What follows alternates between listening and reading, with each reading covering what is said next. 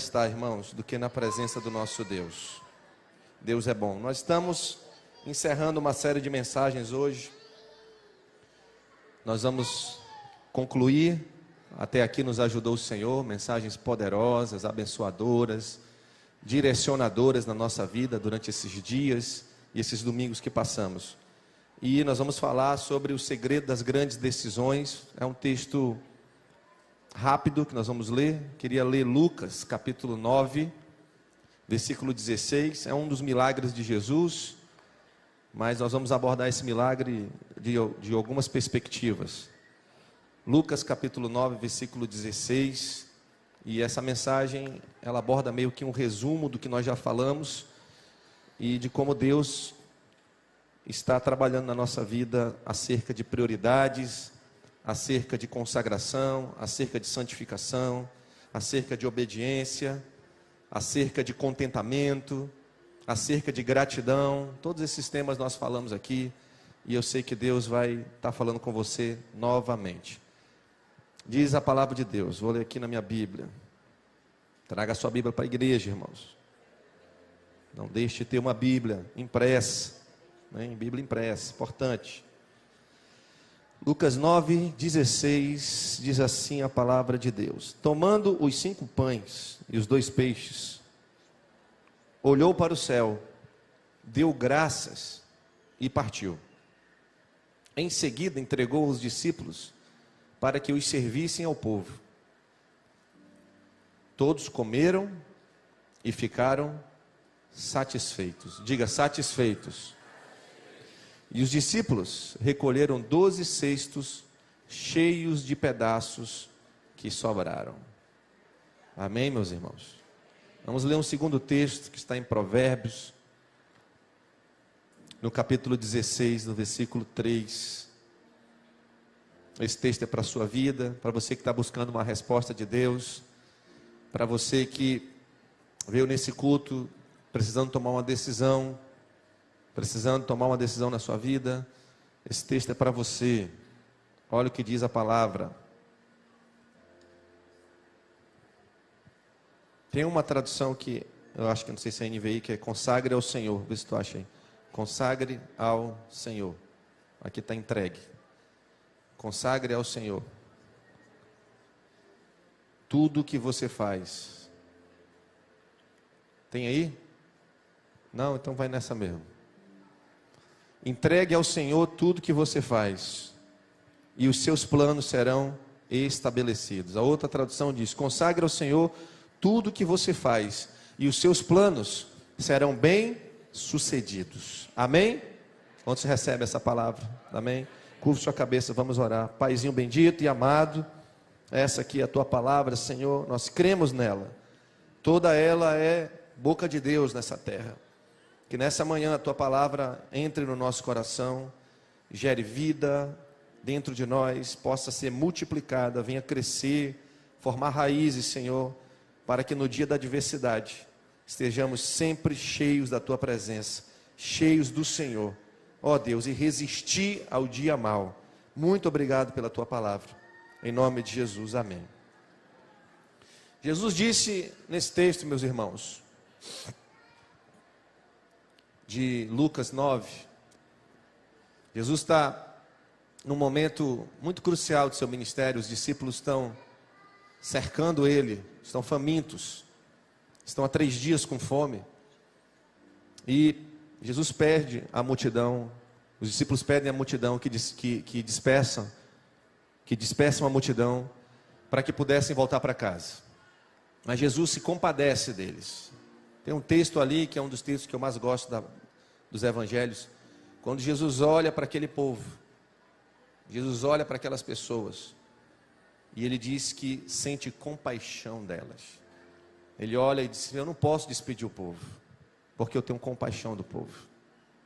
Eles estão como ovelhas que não têm um pastor, eles estão sem direção, eles precisam de mim, precisam do bom pastor.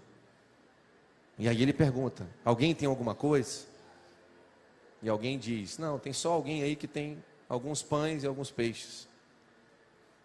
E então Jesus opera esse milagre maravilhoso, que é a multiplicação dos pães e dos peixes.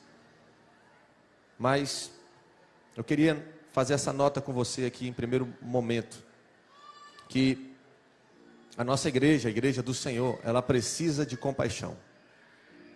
A igreja do Senhor, ela precisa ter um olhar às pessoas que precisam, aos perdidos, aos famintos, aqueles que estão ao nosso lado às vezes, e nós não entregamos o bem maior. E aqui nem falo do pão físico, porque Jesus multiplicou o pão físico 2 vezes, e em uma terceira os discípulos pediram de novo, e ele mesmo reclamou com aquela turma dizendo: vocês só me procuram por conta de pão e peixe, mas não querem a palavra da vida, não querem a mim, vocês só querem comer o pão. E é verdade, meus irmãos, que muitos de nós que estamos aqui sentados nessas cadeiras, nós viemos até o Senhor atrás de pão, nós viemos atrás do Senhor para matar a nossa sede, nós viemos atrás do Senhor para resolver os nossos problemas. E muitas pessoas também procuraram Jesus naquela época porque tinham um grande problema.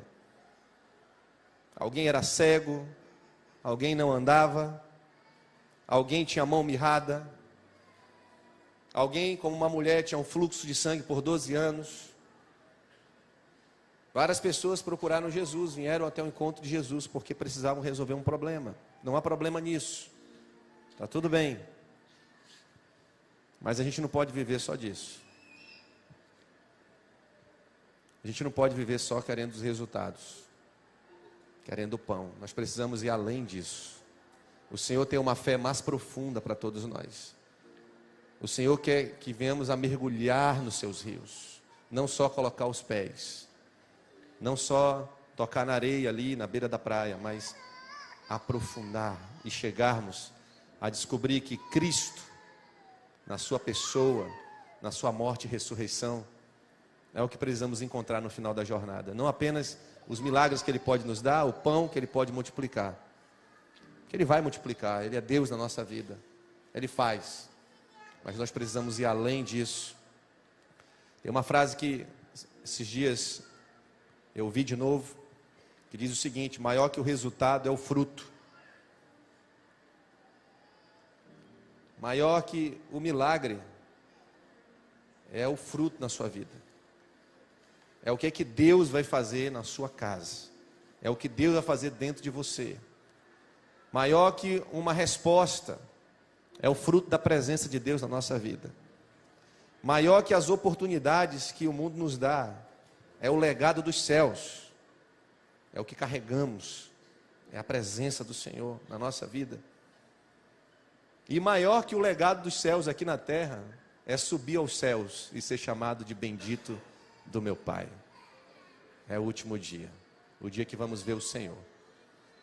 Quero até abrir um parênteses, porque nós perdemos no dia de ontem um irmão aqui da nossa igreja,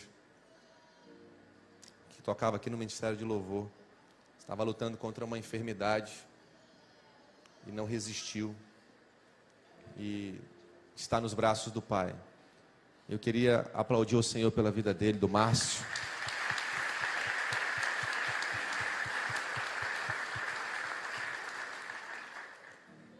Porque esse é o resultado final da nossa jornada, ser chamado de bendito do meu Pai. Os milagres vão passar, mas a presença e a marca do Senhor vai continuar na nossa vida. Jesus então, ele pega esses 5 pães e 2 peixes, e a primeira coisa que ele faz, diz o texto, acompanhe comigo aí na sua Bíblia, ou aqui na tela, Lucas 9,16. Tomando 5 pães e 2 peixes, ele primeiro olha para os céus. Ele olha para os céus. O salmista disse: eleva os meus olhos para os montes. De onde me virá o socorro? Virá do Senhor que fez os céus e a terra. Pai nosso que estás nos céus. Jesus chama a atenção do povo para olhar para os céus. Aonde tem que estar o seu olhar? Nos céus. E a pergunta que eu faço: para onde você está olhando? Onde estão as tuas expectativas? Onde estão as tuas preocupações?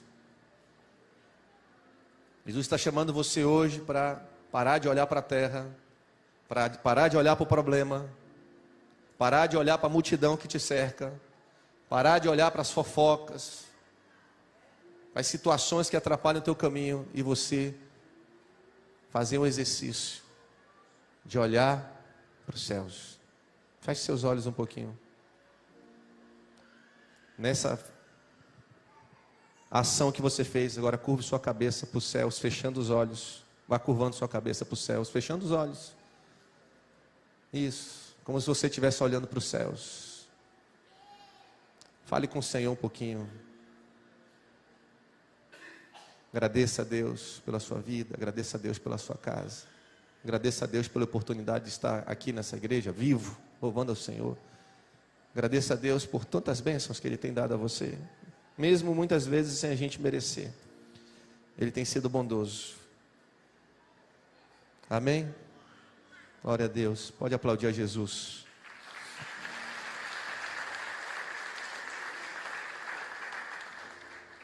Olhe para o céu. Colossenses 3:1 diz: buscai as coisas lá do alto, onde Cristo vive. Pensai nas coisas lá do alto. Pensai nas coisas dos céus. Olhe para os céus. Eleve seu coração para os céus.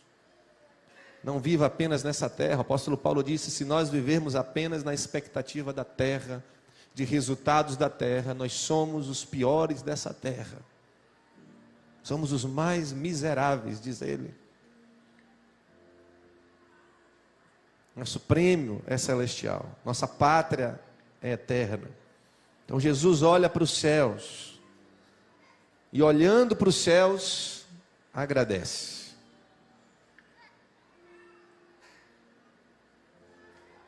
Repetimos várias vezes nessas mensagens: buscai em primeiro lugar o reino de Deus e a sua justiça, e todas as demais coisas serão acrescentadas. Mateus 6,33.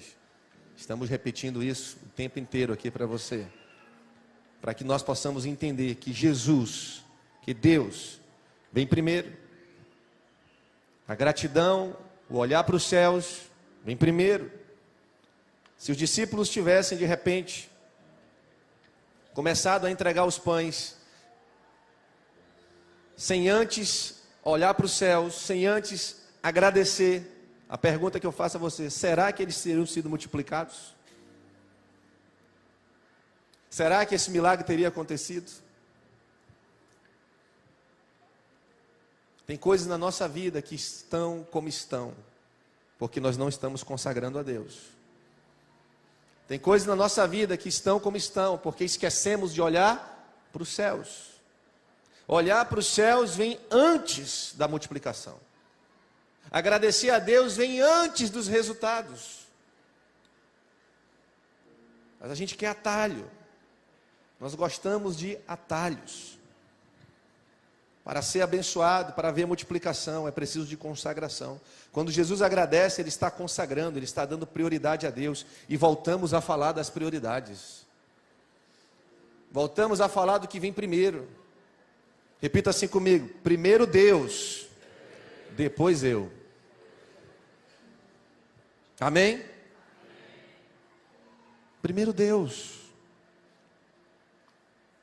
Abraão chegou na terra prometida, botou o pé lá. Primeira coisa que ele fez: ergueu um altar de adoração ao Senhor. Passou uns meses, ele troca de lugar, ele muda de tenda. Pega a tenda, desarma e arma mais na frente. Chega a um outro lugar. Primeira coisa que Abraão faz: ele ergue um altar ao Senhor.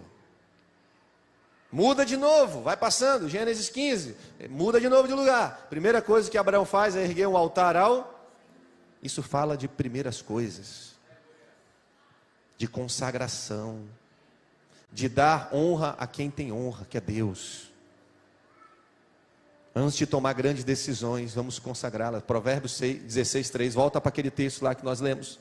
Entrega as tuas causas ao Senhor, consagra ao Senhor. É Provérbios 16:3. Tá bom? Coloca na tela aí, por favor. Eu vou ler aqui.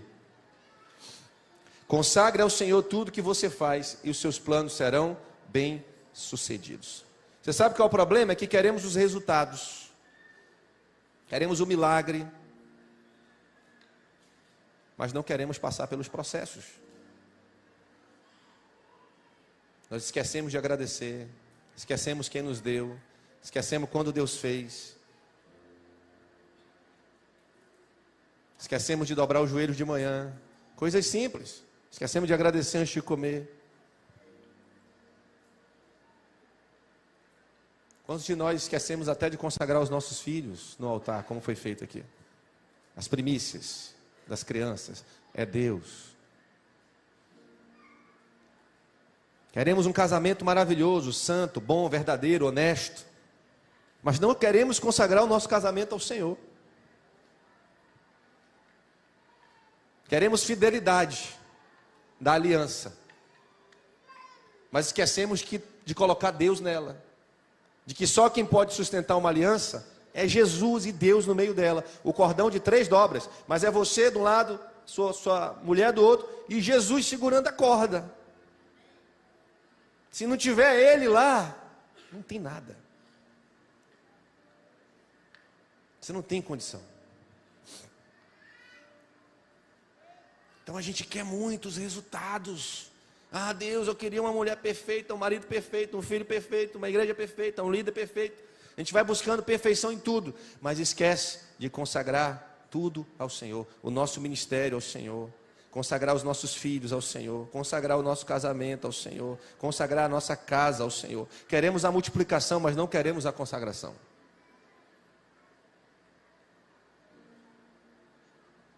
Queremos que Deus fale. Queremos que Deus responda, mas não queremos obedecer. Antes de consultar Deus, antes precisamos consultar Deus, antes de colher, precisamos semear em oração, precisamos orar mais, precisamos batalhar nossas batalhas em jejum e oração. Está difícil? Está em guerra? Está batendo a ansiedade, o desespero? Ora, momento perfeito para você dobrar o seu joelho e entrar num propósito de oração e jejum. Domingo passado, encontrei um jovem ali na porta, estava desesperado. Aconteceu isso, está desse jeito, uma guerra, choro para cá, choro para lá. Falei, você está disposto a orar? Eu vou entrar numa batalha com você, 21 dias. Jejum, eu e tu. Peguei ele ali na hora. Bora. Eu e tu, de jejum e oração, todo dia. Tá bom, pastor. A gente precisa guerrear no reino espiritual. Precisa jejuar, precisa orar, precisa consagrar as coisas a Deus. Antes de pegar os pães lá, os cestos cheios. Porque, irmão, se Deus te der, às vezes, do jeito que tu tá, às vezes Deus segura um pouquinho, que é para tu não morrer, tu não se atrapalhar, tu não desviar, tu não envaidecer, para você não se perder. Mas se você entra consagrado em um resultado, se você entra santificado, a coisa é outra. Você vai pegar aquele milagre, você vai agradecer, você vai pegar aquela multiplicação, você vai elevar os céus, você vai permitir que Deus use o milagre que Ele fez na tua vida, até para abençoar outras pessoas, que é isso que a gente vê aqui nesse texto. Quantos estão entendendo? Antes de colher no financeiro, precisamos semear no altar. Antes de ter o melhor ano, precisamos buscar o reino de Deus, porque Deus vem primeiro. A segunda coisa que eu queria falar para você aqui. Precisa ser distribuído antes de ser multiplicado. João 6,11, e os repartiu entre os que estavam assentados, tanto quanto queriam, e fez os mesmos com os peixes. Se os discípulos tivessem comido os pães, depois que Jesus abençoou, será que teria se multiplicado já de início? Talvez sim, porque já havia uma bênção estabelecida ali. Mas existe um potencial além quando nós distribuímos. Quando nós entendemos que existe um tempo para as coisas. Aqui está falando dos discípulos, apóstolos. Então o que Jesus faz? Jesus pega, abençoa, agradece, consagra os 5 pães e os peixes. e ele entrega para os apóstolos servirem. Mas veja que os apóstolos não comem. Estão com fome, mas eles não comem. Eles primeiro repartem. Eles primeiro servem. Isso é um ensinamento muito grande na nossa vida. A gente é ansioso para receber. A gente é ansioso pela colheita. Ansioso pelo resultado. Mas Deus quer trabalhar no teu ego. Quer dizer assim, ei, calma. Existe um tempo para as coisas. Existe um tempo para os homens e mulheres de Deus colherem. E quando a gente está no tempo certo, estabelecido no lugar certo, irmãos, a colheita é abundante.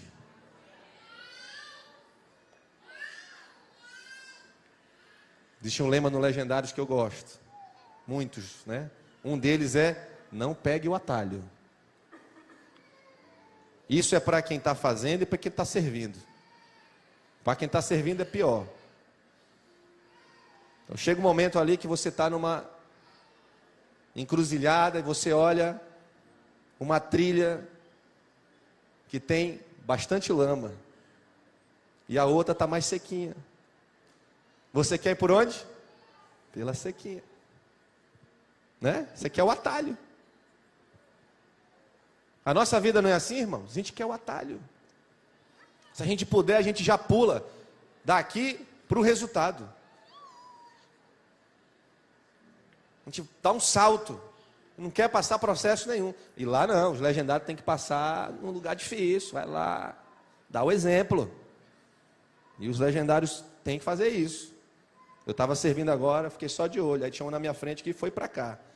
Aí o outro falou lá, ficou só olhando. Depois chamou ele, né? Você passa pelo lugar, porque você está dando exemplo. Os outros estão vindo aí. Não busque atalhos. Se os discípulos tivessem já metido a mão na cesta e comido, não sei se todo mundo teria comido.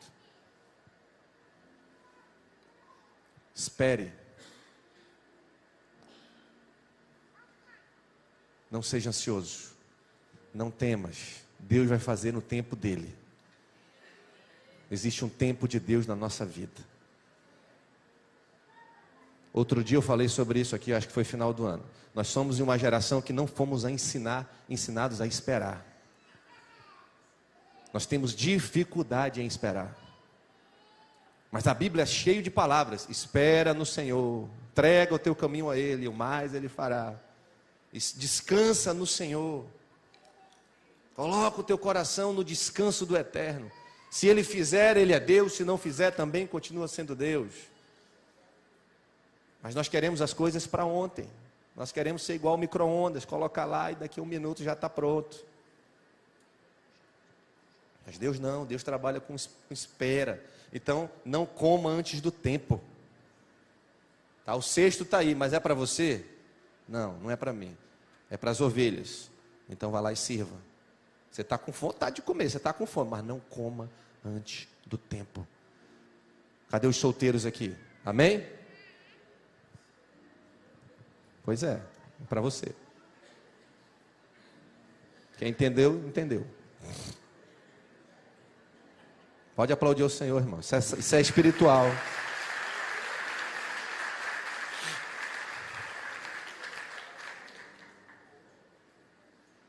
Eu estava com a minha amada, foram 5 anos.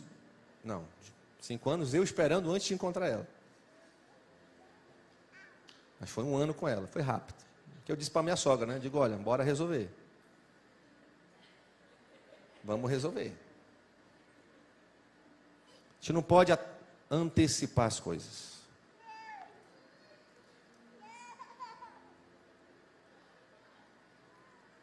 Esse é um dos grandes problemas que a gente tem. Pegar atalhos, comer antes do tempo. Vai chegar o tempo de comer, vai chegar o tempo de colher, vai chegar o tempo dos resultados, mas vamos aprender a esperar em Deus. Não sabemos esperar. E Deus aqui trata o ego dos discípulos. Todo mundo quer resultado, todo mundo quer meter a mão na cesta, todo mundo quer colheita. Mas Deus quer tratar a tua ansiedade de querer ser o primeiro em tudo. Deus quer tratar a tua ansiedade de querer resultado para toda hora, de querer trocar de carro todo ano.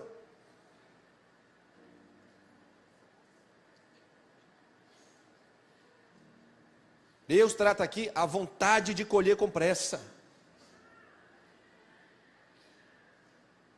Calma, olha para o irmão que está do seu lado e diz: calma o teu coração. Vai chegar o teu dia. Calma. O inimigo, ele tenta tirar o nosso foco, nos dando coisas. O inimigo vai te servir com comida. Serviu Jesus, fez um banquete para ele. Jesus come antes do tempo. Jesus tinha perdido a bênção, mas Jesus resistiu à tentação. O banquete estava ali. Aquela lasanha gostosa, bonita, estava ali. Mas esse aqui não é para mim. Eu estou em jejum, estou em oração, estou em guerra, mas essa oportunidade aqui não é para mim. Tem bênção, parece bênção, tem cara de bênção, tem cheiro de bênção, mas é do inferno. Não é para mim. Está rejeitado em nome de Jesus. Amém, irmãos? O inimigo vai trabalhar na tua ansiedade, no teu desespero. Na hora que faltar dinheiro no bolso, não tem. E agora? Aí vai vir um banquete para você. Vai vir um banquete para você. Vai servir você. Mas é algo disfarçado. É oportunidade, entre aspas, disfarçado de bênção, mas que nem é oportunidade nem bênção, vem do inferno. E você, na sua ansiedade, na sua preocupação de resolver rápido as coisas, a gente acaba caindo nas armadilhas do inimigo e perdendo a verdadeira bênção. Logo depois que Jesus foi servido pelo inimigo, quem veio servir Jesus? Logo depois que ele resistiu, os anjos fizeram um banquete.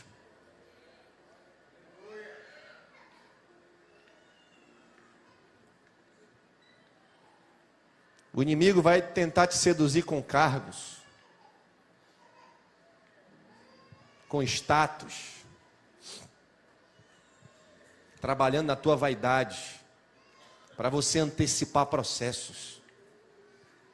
Você entrou na empresa hoje, calma o coração, vai chegar a tua hora. Não precisa derrubar o cara que está lá. Não precisa falar mal do gerente, do patrão, de quem está na tua frente para você conseguir alguma coisa. Espera. Você está na igreja, chegou, tem um líder, tem um processo. E você quer pular, vai, passa por cima do seu líder, passa por cima do seu pastor, passa por cima do seu ninguém, para você conseguir o que quer. Existe um tempo para as coisas. Vai respeitando os processos, não pega atalhos. O inimigo, ele vai querer te seduzir com cargo, porque cargo seduz a gente. A vaidade é um problema enorme no coração do homem. Eu até digo que a vaidade é o pecado dos vencedores. Você não vai ver derrotado com vaidade.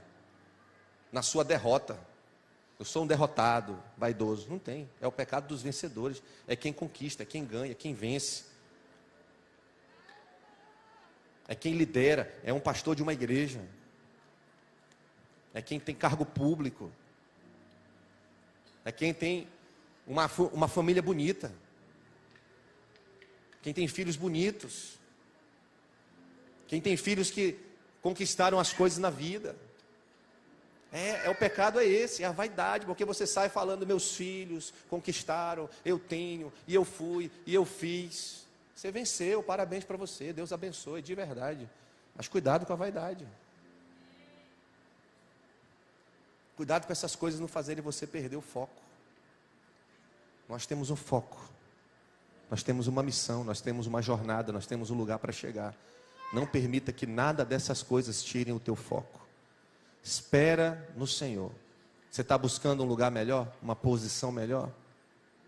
Liderar uma gerência, uma empresa, uma oportunidade. Espera o tempo de Deus. Quando ela vir, você vai saber que é de Deus. E Ele vai entregar na sua mão. Olha só o que eu vou falar para você. José estava escondido dentro de uma prisão. Aos nossos olhos, esquecido. Se eu fosse olhar a história de José, e olhasse José dentro de uma prisão, jogado, sendo homem de Deus, santo, escolhido, sonhador, e olhasse a história até aquele ponto, alguém poderia dizer, mas Deus esqueceu ele lá. Os homens esqueceram ele lá. Seus pais, seus irmãos venderam ele, ele caiu dentro de uma prisão, ele está lá jogado.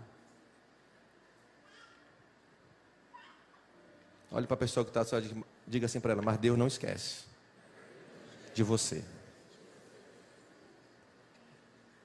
Se você confia em Deus, realmente, você tem fé no Senhor, Ele vai atrás de você, onde você estiver. É na prisão, Ele vai lá. Ele manda alguém para te tirar de lá. E em um estalo de dedos, te faz assentar ao lado de Faraó. Ele chama Daniel com 85 anos, esquecido. O livro de Daniel é um livro de tempos em tempos, não é uma crônica rápida. Daniel passa por processos com 20 anos, com 40, com 60. Com 60 ele fica esquecido, ele passa quase 30 anos sem ser citado. Com 85 anos ele é lembrado porque ele interpretava os sonhos de Deus. E tiram ele do esquecimento, trazem ele de volta para a história.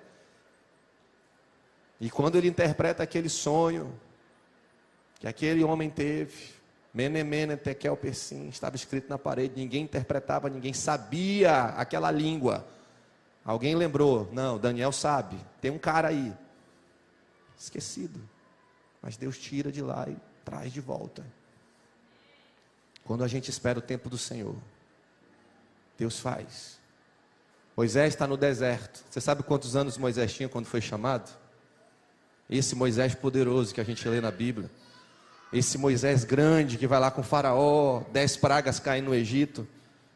Só para você ter uma ideia de como é importante a gente esperar o tempo certo das coisas. Moisés vai para o deserto, ele sai do Egito, fugido após matar o egípcio. Ele sai com 40 anos de idade. Como eu e você aqui, garotão, 40 anos. Passa 40 no deserto. Esquecido. E esquecido.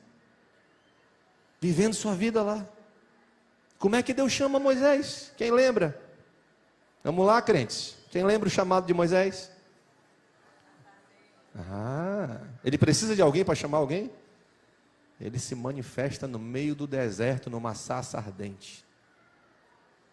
E chama de volta o esquecido. Agora ele volta com 80 anos para cumprir seu chamado.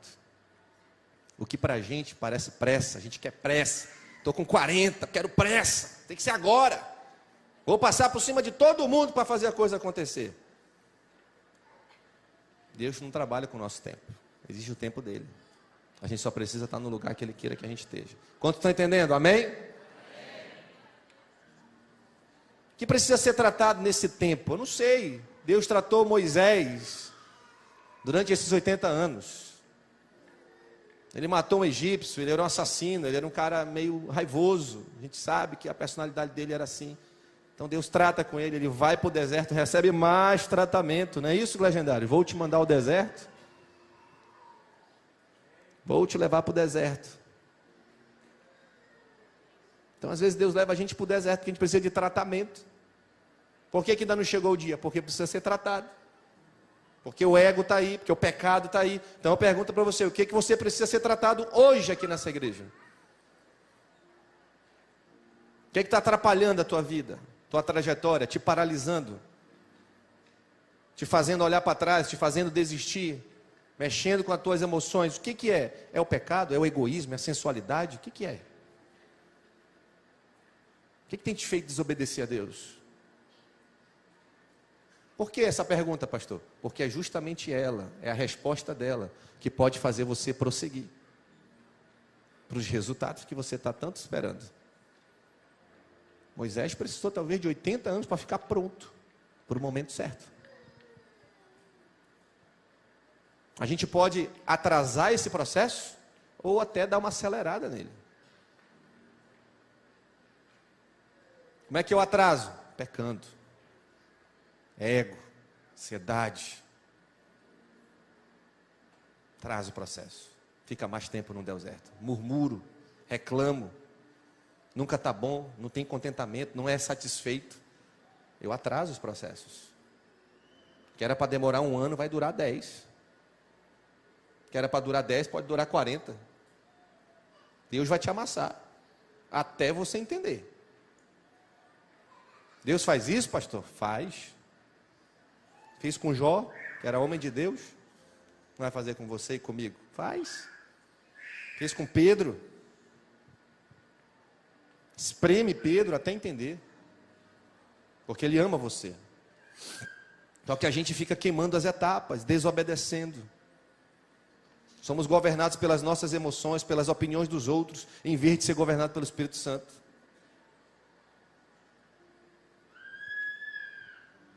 Cuidado com o teu ego. Ele pode acabar com você. Antes de você ser lançado por uma missão, antes de você ser levantado, você vai ter que obedecer. Antes de receber, você vai precisar doar. Foi o que aconteceu aqui com esses discípulos. Terceiro ponto, para ser testificado com precisa ser testificado com satisfação e abundância. Eu preciso estar satisfeito. Depois que todos receberam o suficiente para comer, João 6, 12 ao 14. Coloca na tela, por favor. João 6, 12 ao 14. Depois que todos receberam o suficiente para comer, disse aos discípulos. Olha bem, depois que todos receberam o suficiente para comer, disse ao discípulo. Quer dizer, depois que os discípulos foram tratados ali, ajuntem os pedaços que sobraram e que nada seja desperdiçado. Então eles ajuntaram e encheram 12 cestos com um pedaço dos 5 pães deixados por aqueles que tinham comido. Depois de ver o sinal miraculoso que Jesus tinha realizado, o povo começou a dizer: sem dúvida, este é o profeta que devia vir ao mundo. Abundância e satisfação caminham lado a lado. Um coração satisfeito, ele é o coração ideal para estar na abundância. Caminham lado a lado. Ser fiel no pouco e sobre o muito. Precisa falar mais? Ser fiel no pouco. Esteja satisfeito. Alegre-se no Senhor. Seja grato a Deus com o que você tem. Ainda ontem eu estava conversando com um casal. Casal abençoado. Tem muitos filhos também. E esses que estão aqui no altar podem servir de exemplo. Irmãos, tem pessoas que estão orando para casar. Sim ou não, aqui nessa igreja? Tem.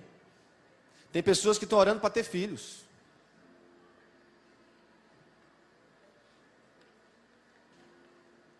O que para você hoje talvez seja motivo de você murmurar, para o outro é motivo dele se alegrar. Muitos queriam estar casados, você está reclamando do seu casamento. Muitos queriam ter filhos, você está reclamando dos seus filhos. Muitos queriam ter um teto.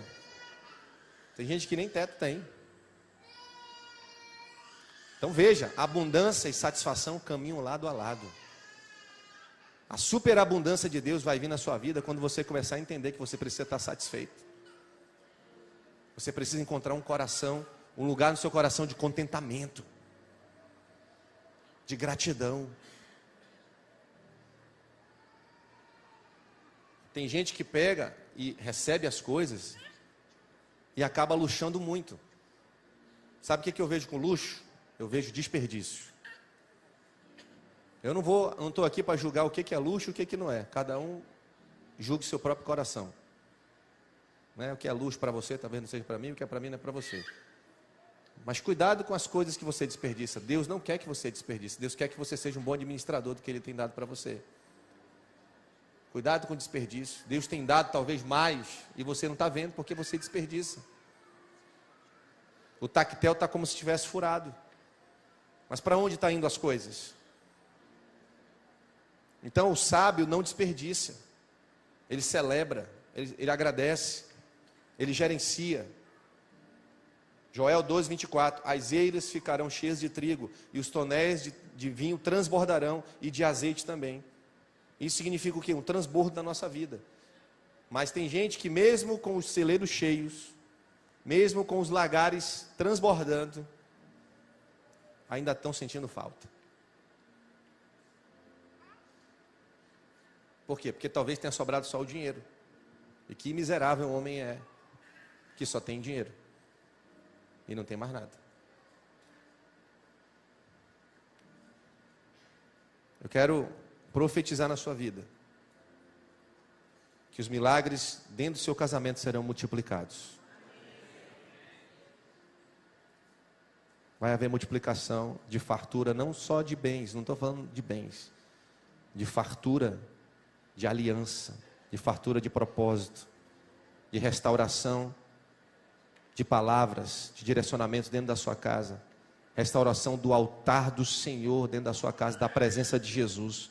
Vai haver multiplicação no seu casamento. Seus filhos serão do Senhor. Vai haver multiplicação da presença de Deus na vida dos seus filhos. Eles serão do Senhor. Esses 5 pães e 2 peixes que foram multiplicados para uma poderosa multidão, vai ser assim na vida dos seus filhos. O seu negócio será multiplicado, porque Deus vai estar com você, Deus vai estar direcionando a sua vida, e o seu negócio será multiplicado. Eu profetizo que a sua família vai ser salva, vai ser restaurada, haverá multiplicação de salvação na sua casa, de salvação na sua família, e toda ela vai ser restaurada para a honra e glória do nome de Jesus. João capítulo 7, versículo 38, diz assim, pode aplaudir o Senhor. João 7,38 diz assim: quem crê em mim, como diz a Escritura, do seu interior fluirão rios de águas vivas. Irmãos, deixa eu falar uma coisa para você. Até aqui muita coisa aconteceu na história da sua casa. Talvez se olhe para trás e tenha várias coisas que aconteceram e que você observa e diz: eu não quero isso para a minha vida, eu não quero isso para meus filhos, eu não quero repetir essa história, eu não quero repetir esse ciclo. Eu creio na palavra do Senhor.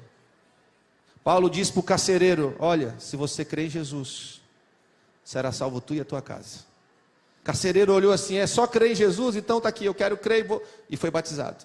Quem crê em Jesus será salvo tu e a tua casa. Vai haver uma multiplicação de Deus na nossa vida. As histórias não vão se repetir, você vai ser uma muralha. Até aqui aconteceu, daqui para frente é bênção, é multiplicação. É a presença de Deus fluindo através da minha vida para dentro da minha casa. Se você crê em Jesus, vai fluir rios de águas vivas do seu interior. Você vai ser um canal de bênção. Você vai ser um canal da presença. A sua boca vai se encher de riso e seus lábios de júbilo. Você vai se alegrar no Senhor, porque o Senhor vai trazer alegria no seu coração. Eu não sei como é que você chegou aqui nesse culto. Talvez precisando de um milagre. Jesus é aquele que opera. Nós vamos consagrar nossa vida ao Senhor. Nós vamos olhar para os céus, que é de onde a gente nunca deveria ter tirado os nossos olhos. Olhar para os céus. Não é olhar para o homem, não é olhar para o pastor Bruno, não é olhar para uma igreja, não é gerar uma expectativa em uma pessoa, mas é olhar para os céus. Somos salvos porque Cristo morreu e ressuscitou. É olhar para os céus e agradecer a Ele. Senhor, está aqui a minha demanda. A multidão está faminta. Existe um povo que precisa comer. E só o Senhor para operar na minha vida. Qual é a tua demanda diante de Deus? Te consagra. Qual é a tua demanda diante de Deus? Espere o tempo certo. Qual é a tua demanda diante de Deus? Esteja satisfeito e contente. E a abundância do Senhor no tempo certo vai vir na nossa vida. Amém? Fique de pé nessa manhã.